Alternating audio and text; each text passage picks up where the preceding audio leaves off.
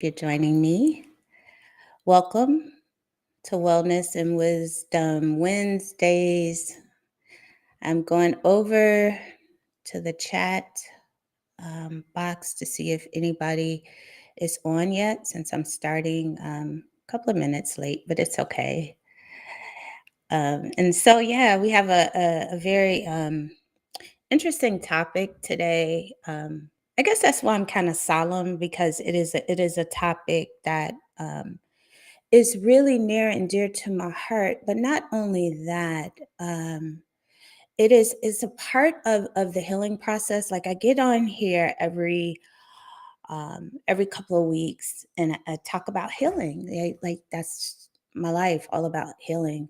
As a spiritualist, healing looks it doesn't look like this glowing like and my cousin Keisha always laughs at me when I talk about this because healing is just it's not all love and light. It is really about doing the hard work to reclaim aspects of ourselves, desperate aspects of ourselves that are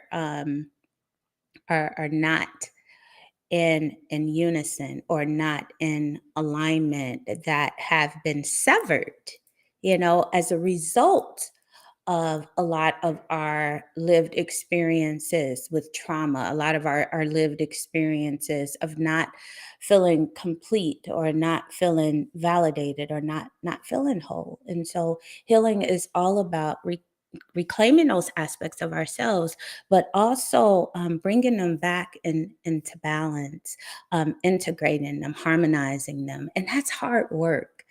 And so one of the things that I'm going to build upon tonight is this power of grief.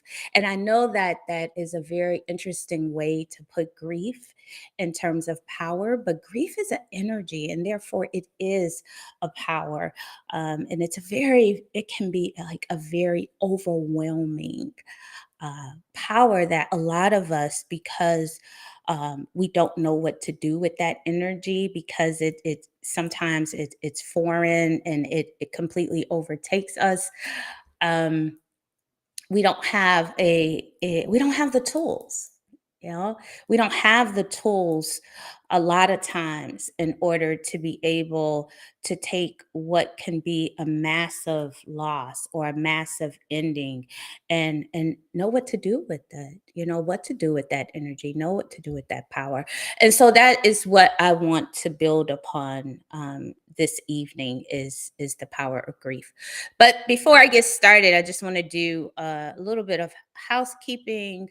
I'm going to put a link on in the Facebook group. So if you want your image or your name added to the comments, I'm going to put a link where you can do that. So if you are in the Facebook group, you'll be able to do that. Putting the link now. Link to, okay, that didn't work. Here we are. Link to add name to comments. And so again, welcome. I hope you all are having a very I don't want to use the word productive, because sometimes it's not about having a productive week. It is about having a harmonious week. And that includes a little bit of productivity, a little bit of restoration, a little bit of regeneration, reconnecting, being out in nature. So I hope you're having a fulfilled a fulfilled week where you are able to create and make space to do all of the things that you need to do for your mind, body, and spirit, which doesn't always have to be in the space of productivity. So I just want to name that and say that. But welcome. I see a few people have joined, and so welcome to the space. I'm going to be getting started shortly. I'm trying my hardest to start keeping these lives a little bit more brief. I know that I can talk a lot. And so welcome.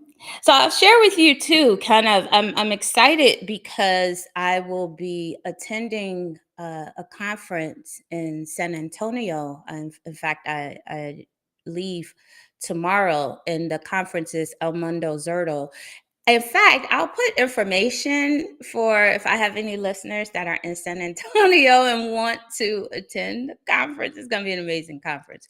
But as of today, there are tickets that are still available. So I'll actually be presenting some of my work on the panel, on a panel of wonderful scholars and doctors and scholars. So I'm really excited about that. And so we're presenting on Friday, and so I'll share that. So if you are following me on my website, or if you are following me on my YouTube channel, I have videos out there about my PhD journey. And I think this is a video. I think what I'll do is after the conference, I'll record my conference talk for you to kind of further get some insight into the work, into the scholarship work that I do along with this healing journey, because I think it's really, I think the scholarship and the theory and the written and research aspects of my work is just as important as the practice. And so when you see me in these spaces, I'm really leaning into the practice of healing and of spirituality and of restoration and reclaiming and all that stuff. But I also think that it's really good to couple it with some of the research and some of the theory, as well as my own personal lived experiences. And so, yeah, I'll put that out there. Again, if you're following me, and if you're not, you should be. Go to my YouTube channel and like and subscribe to the channel, because that way you'll get a notification when I'm posting videos and things about my PhD journey. If you're so interested. And so again, welcome. I'm going to check the comments and see if I have any comments out here yet before I get started. I don't want to be remiss at not acknowledging the comments. And so tonight, first of all, thank you. If you are joining me in this space, I am filled with much gratitude. If you are watching me live, or even if you are will be watching a broadcast, I know a lot of you do watch the rebroadcast, and so I thank you for joining me in community in this space. Wellness and Wisdom Wednesdays. Ask Kimberly J. And so tonight's topic, just to start building upon the topic, the power of grief. And so tonight's topic came to me actually a few weeks ago as I was facilitating our healing circle. And I facilitate a healing circle every first and third Sunday of the month. You all, I have my clear crystal quartz with me today. It wants to be a part of this conversation, and so I'm holding it. But anyway, so if you join me, or you can join me every first and third Sunday of the month, I do a healing circle. And in that healing circle, it's just a community of people where we come together and we talk about topics around healing, topics around transformation. We meditate. I lead a guided meditation, and then I share with them some wisdom teachings or downloads. You can call them downloads that I receive from the Akashic records. As a Akashic record practitioner, I receive downloads, and you can call them downloads, messages, all that great stuff. But anyway, a few weeks ago, one of the one of my clients who attends the healing circle on a regular basis, she had just lost her mother, and so I really felt the need to start talking about grief, because that's something that we don't talk about a lot. We experience it, and we experience it many, many times during our life. We experience periods and moments of grief, but we don't talk about what that actually feels like. We don't talk about the I don't like to use the word dark, but the dense places that sometimes grief can take us. We don't talk about it. We don't share with each other. We don't share in community. We are taught our society. We kind of teach, and within our family structure, it's just to push past it and get over it. So we don't really talk about the long term effects that grief has and can have on every facet of our life. And so in Healing Circle, I was like, you know what? I want to talk about grief. I want to build on this concept of grief.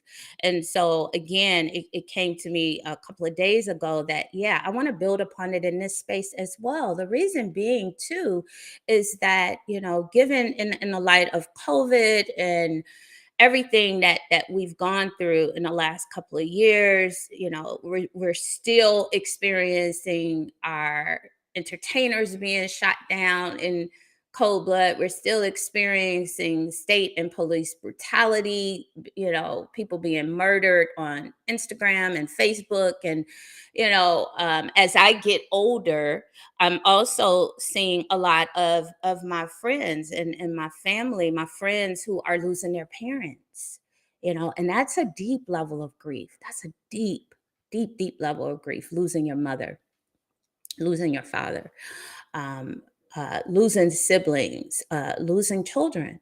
And so a lot of people are taking this walk through this labyrinth of grief, and they don't have a clue how to navigate that space. And so that is one of the reasons why tonight I just want to share some of my thoughts and my experiences with grief, in an effort for you to be able to really understand what grief is and to be able to make sense of the emotions and to give you some tools on how to process it. And so when I think about grief, grief happens to be one of the most difficult, one of the hardest emotions that we experience throughout our lives.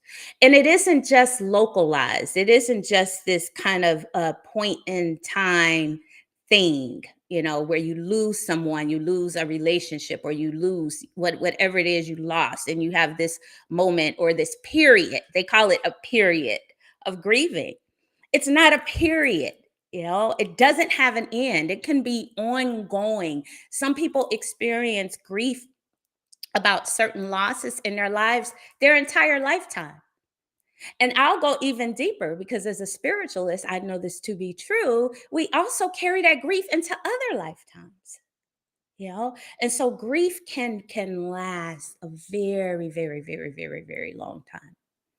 And so grief it can be chronic. Again, it's ongoing, and it can extend and extend and extend. And so the key here is really just to be able to acknowledge when it's coming up for you, and then having some type of tools or ways to process and to integrate it, because in many cases it's no cure. It's no cure for grief. It's like it's not going to just stop or just go away, especially in some cases, given the complexity and severity of that loss.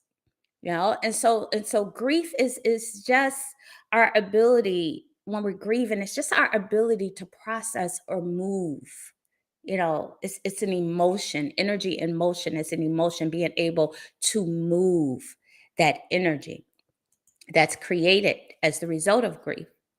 And so I also find that there are a lot of misconceptions about grief. Again, that it has an ending, that there should be a grieving period, a beginning and an end. Yeah, that's not realistic. That's not how it happens, and that's not how we experience it.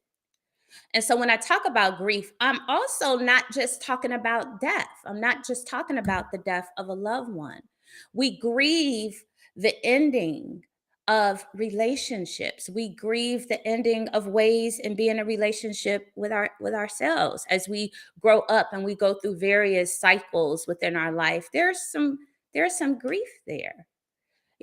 There's some grief when a marriage ends, or again, a partnership ends, a relationship, the ending of a job that you may love or have been on the job for many years. And in 2019, I experienced the Journey to Wholeness Center. If you all were with me in 2019, it suffered a fire. So that was grief. Had to grieve the loss of what I had created in that space. And so grief shows up in so many different ways and avenues, especially when it comes to an ending. Okay. And it could be, and don't let anybody judge the magnitude of an ending for you. Don't let anybody tell you that you shouldn't be grieving XYZ because it's not that serious or whatever. And so typically we experience many, many, many, many periods of grief within our lives. But unfortunately, we don't really understand what grief is all about. We don't understand our power and our ability to transform that grief, or even use the energy of that grief to create something new, to create something different, to establish a different or a new or an uncharted way of being in relationship with whatever that thing is that we have lost, or it's time to let go of. And so the thing about grief, though, it can destroy you. It's just that powerful. So that's why I named it the power of grief, because grief has power. It can either be transformative in your life, or it can literally destroy you if left unacknowledged, unprocessed, and unhealed. And so tonight, I really want to build upon that, have a conversation about grief in ways that we can acknowledge grief, ways that we can process grief and begin to move through the energy of grief, to take that and put that energy in a way of healing and transformation. And so, greetings. Welcome, welcome, welcome. I am Kimberly J., spiritual teacher, scholar, activist, master healing practitioner, and the founder of the Journey to Wholeness Center. And again, I welcome you into this space. I consider this space a sacred space, a space of healing, a space of transformation, a space of truth, where I can just radically lean into the wisdom teachings that I have received through my own personal lived experiences, through my relationship with spirit, through research, through scholarship, and all the things, and just to be able to have a space where not only I can share these things, but you can receive them, and you can feel open enough to get the wisdom, get the tools, and get the information you need for your own personal journey to healing and wholeness and wellness. And so, in this time together, I always start off with just a brief grounding, a brief meditation. I think that is so critical. It allows us to get out of our head space and to really listen with our hearts, which is very important. And also, we don't give ourselves enough time in our regular lives and our daily lives just to be still, and just to listen to spirit, to listen to your inner wisdom and guidance. And so I think in this space, by cultivating a practice, a meditative practice, even although it's brief, cultivating a meditative practice, it gives you the autonomy and the inspiration to start your own meditative practice, which I strongly, strongly recommend. And so I want to open the space with a brief meditation where we're going to center, or really focus on this energy of grief. And so I invite you to close your eyes. If you're driving, please don't close your eyes, but you can still focus on this meditation. And so just allow yourself to settle into your body. No judgment. Drawing your awareness to your breath, following the ebb and flow.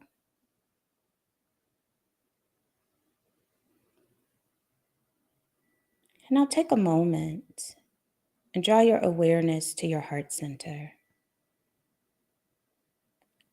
Just allow it to soften.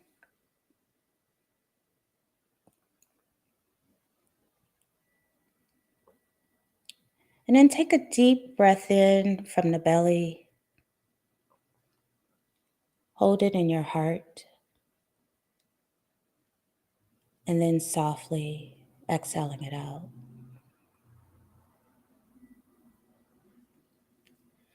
Another deep breath in from the belly. Holding it in your heart. And then softly exhaling it out.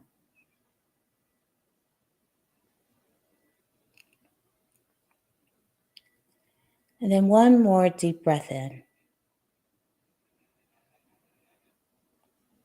Hold it in your heart. And then softly exhaling it out.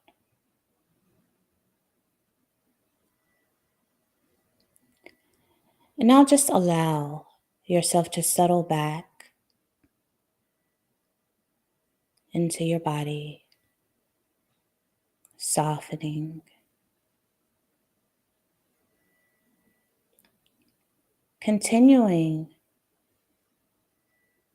to focus on your heart, going within.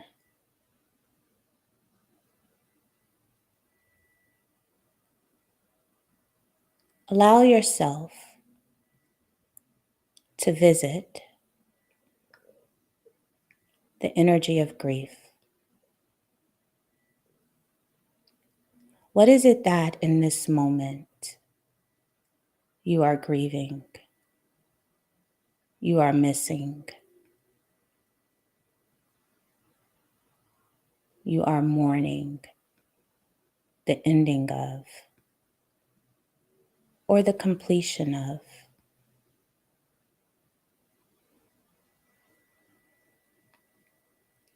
Allow it to come into your mind's eye.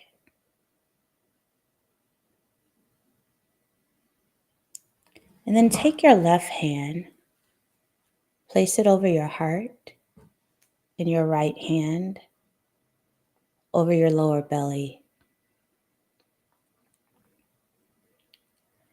And as you sit with the awareness for that of which you are grieving in this moment, send it love, send it compassion. Allow it to be without fear, without judgment.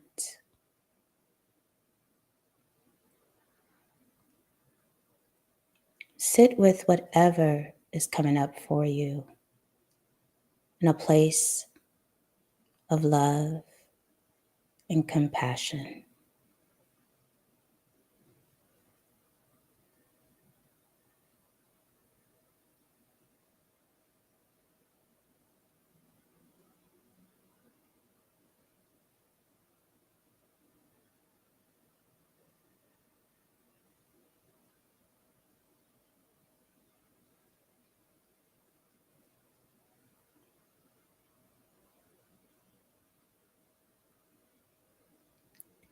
And as you become ready, and again, only when you're ready, you can make your way back into the space by taking another deep breath in from the belly, Hold it in your heart, exhaling it out, and finding yourself in a place of gratitude for whatever came up for you to experience.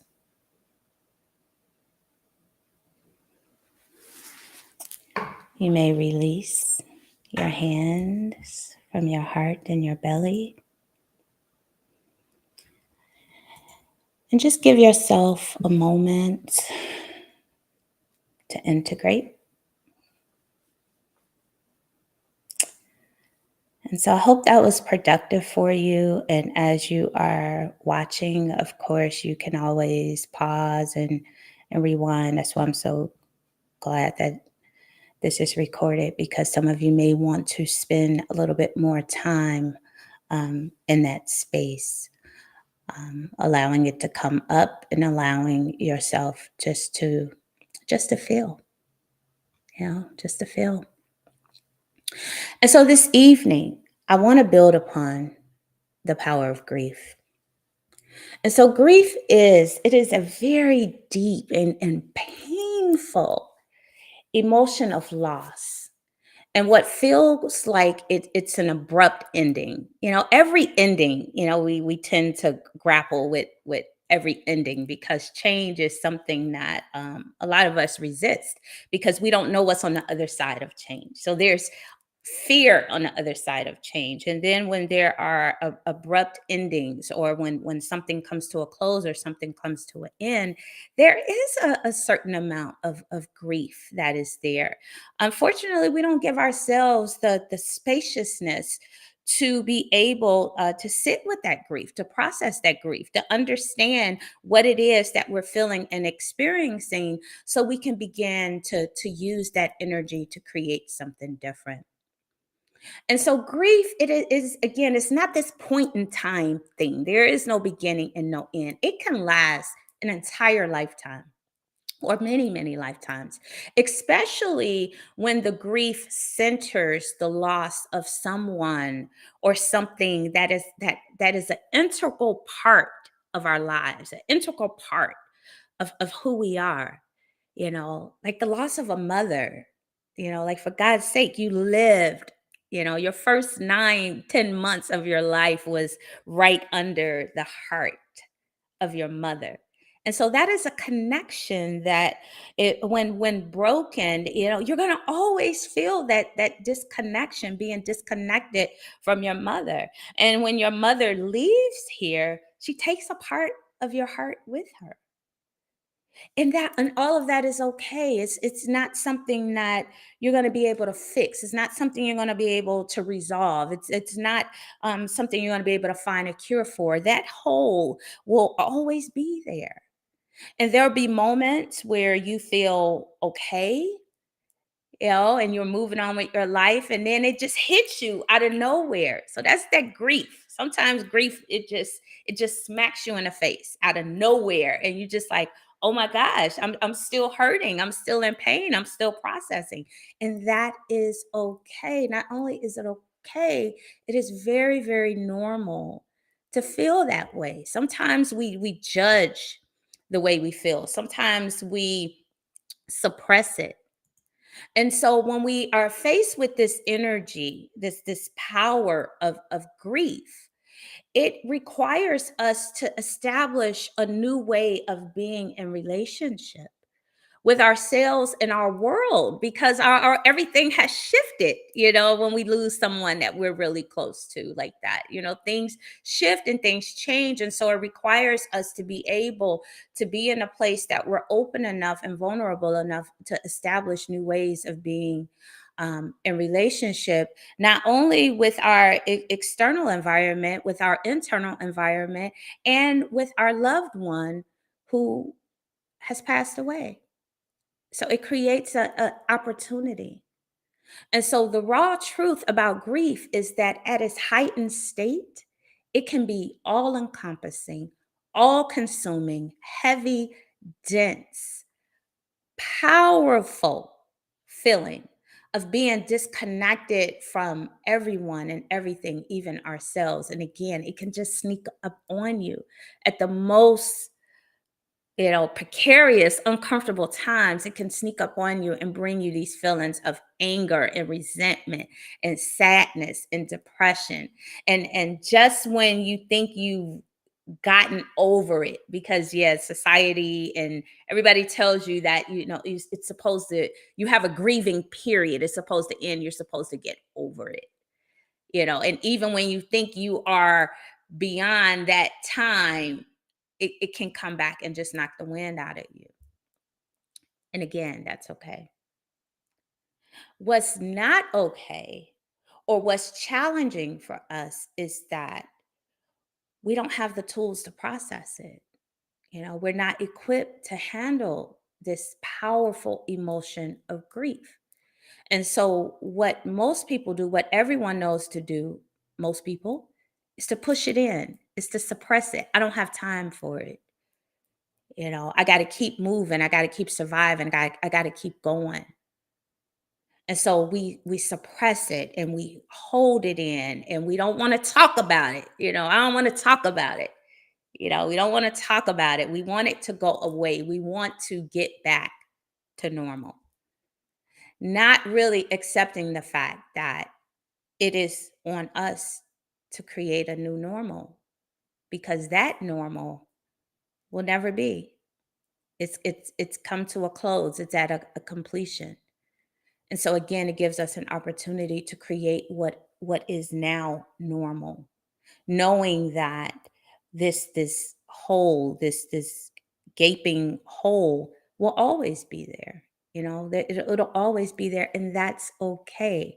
It's okay to feel the power and the energy and the motion and the emotionality of grief, because it's real.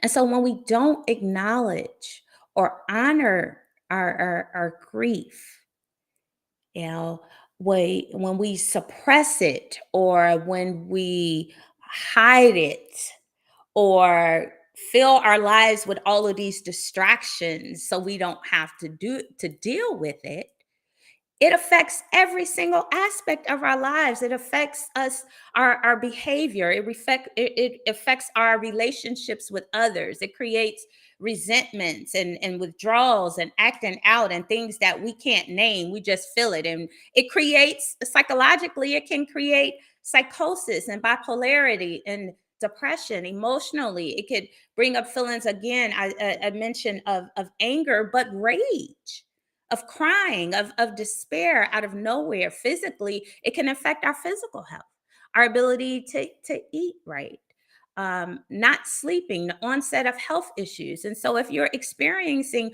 all of these things, and many of you are there, it could quite well be linked to unprocessed grief, grief that you are trying to run and hide from versus allowing to come up and deal with. So, to begin the work to acknowledge and transform your grief, you got to get intimate with it. Yeah, you got to get intimate with it. And then consciously use that power or that energy to create something different, to create a new experience, to create a new way of being in relationship with that of which you are grieving.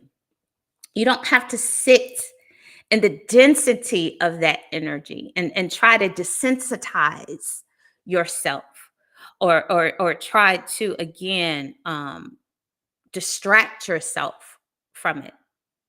You don't have to be a victim of your grief, of that power. Again, I just mentioned how powerful grief is. It's so powerful. It has the potential to destroy you mentally, physically, and emotionally if you don't deal with it, if you don't acknowledge it, if you don't try to transmute it. It can take you out. And so I give an example of using grief. And I use my little brother as an example, who lost his son a couple of years ago. I cannot imagine and will nor try to walk into the shoes or imagine what someone goes through when they lose a child. I do know that that is the type of pain and grief that will eat you up from the inside if you don't process it, if you're not able to sit with it, if you're not able to channel and use that energy into something else. And so you'll find a lot of people who have lost children, they end up channeling that energy into helping other people or into various organizations or various philanthropic activities or humanitarianism. And so they find ways and things to do to help them move that energy, to help them process that grief. But it'll always, in some way, shape, or form, it'll always be, they'll always have a longing or a missing for their loved one. But they're able to take that energy and to create something new and to create something different that is bigger than them, because this grief thing is bigger than us, especially when we don't have any control. We feel like, yeah, I don't you don't really have any control over of losing a loved one or losing a life partner who you thought was a life partner, a relationship. And some of these things, you don't you feel like you have no control over that. It's bigger than you, and the way that you handle it, the way that you're able to move through or process it, has to be bigger than you as well. And you get to choose that. So that's your power in it. You get to choose that. Or you can choose to self medicate, to numb it, to drink and drug and sex it away, or punish yourself. You can choose to self sabotage. And so grief brings people to those places, to those places. And so that's why it's even more so important that we acknowledge it, that we have these conversations, that we are able to process grief in a way that is healthy, that we're able to take that power of that grief again and transmute it into something bigger than us. And so the work of transforming grief begins, number one, when you acknowledge that grief is real and it is something that cannot be cured or pushed away. Grief is an emotion that you may experience or feel off and on for the rest of your life, given the severity of your loss. Again, like losing a parent, losing a child, losing a grandparent, or again, in my case, I'm speaking about my nephew. I will always grieve my nephew.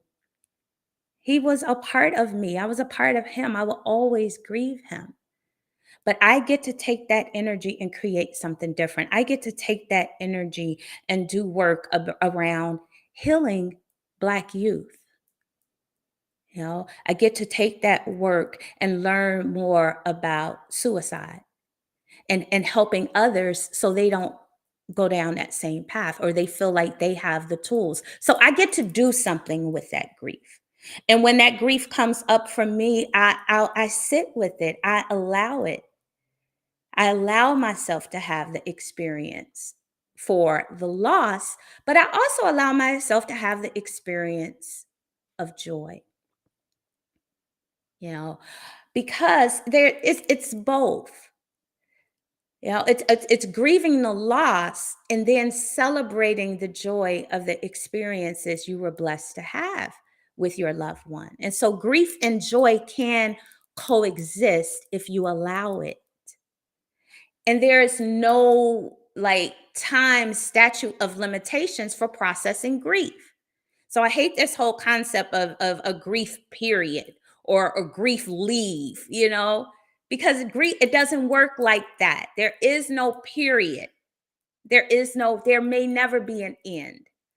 And so how do you sit with it? How do you live with it? How do you experience it? How do you process it? How do you acknowledge it?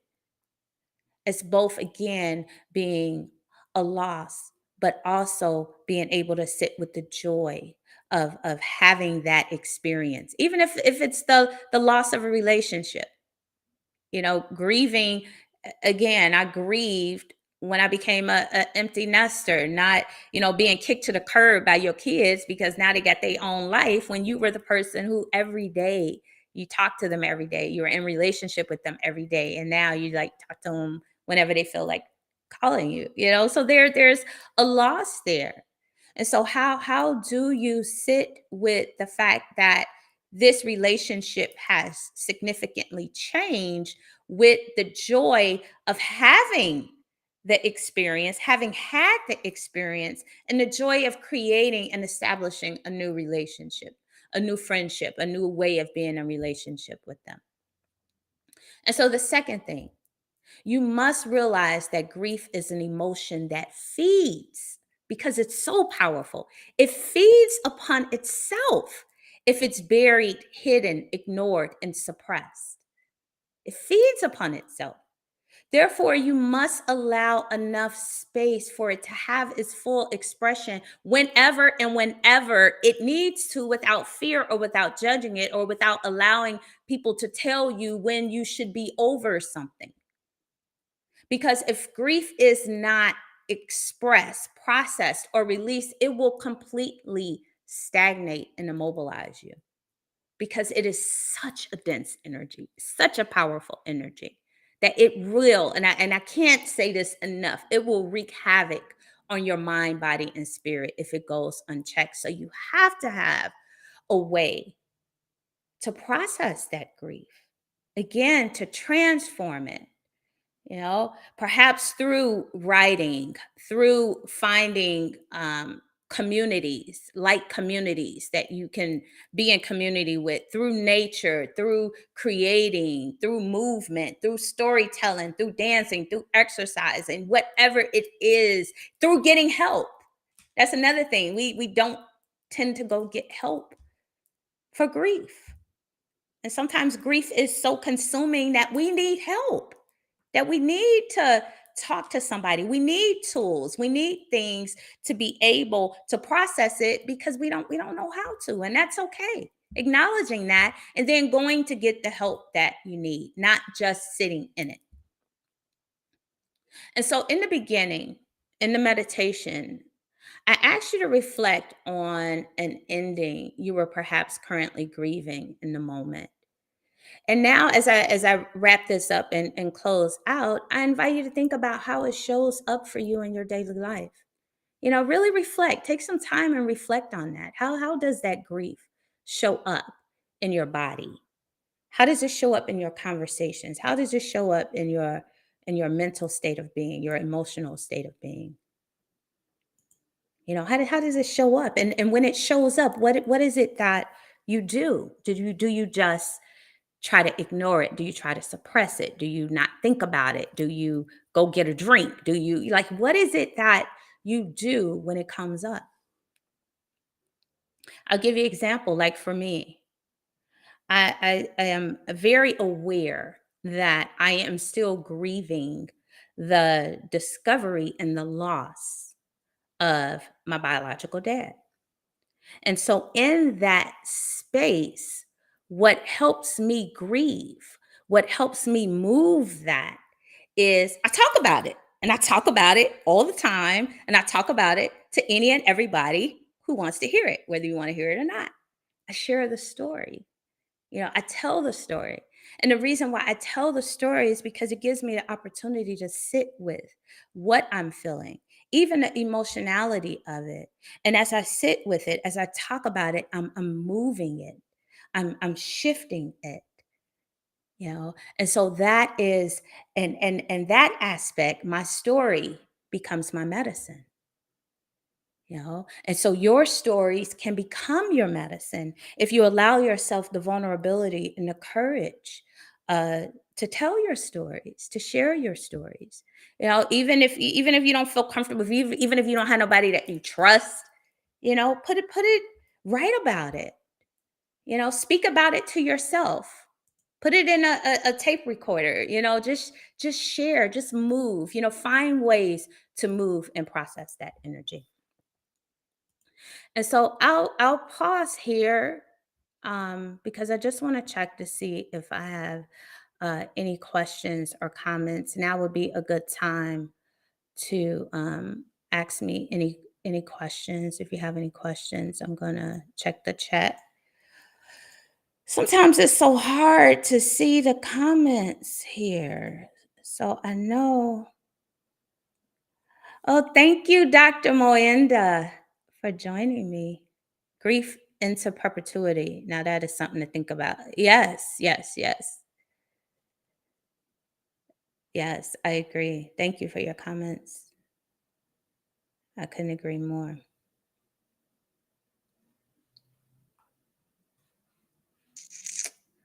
And so, it's a lot to sit with, right? It's a lot to sit with, a lot to process. And so, if you are watching this on a rebroadcast and something comes up for you, I definitely encourage you. You can share it in the comments because a lot of times, um, what we share in the comments can help other people. But if you want to share them privately or personally with me, I know a lot of you tend to reach out after the lives and send me emails. And so please feel free to reach out because again, this is so important that we um, learn how to work with that power of grief. And so I know so many of you are out there working through kind of this ongoing trauma of grief in many aspects of your life. Again, not just the death of a loved one, but in various aspects, various endings, abrupt endings in your life. So know that working through grief is a process. It's not a destination. And it really begins with holding a space of radical compassion for yourself as you navigate this very, very complex, dense emotion and power of grief. So, again, I invite you to email me if you have any other thoughts, if you want to work with me one on one. I do a lot of work around grief, a lot of spiritual coaching work around grief with tools and techniques for how to process grief. And so please, please, please reach out to me. If you find that this video will be helpful for someone else, please share it. Again, subscribe to the YouTube channel. And I thank you for joining me tonight for Wellness and Wisdom Wednesdays. And I'll be back at you in a couple of weeks. And so have a good night. Thank you.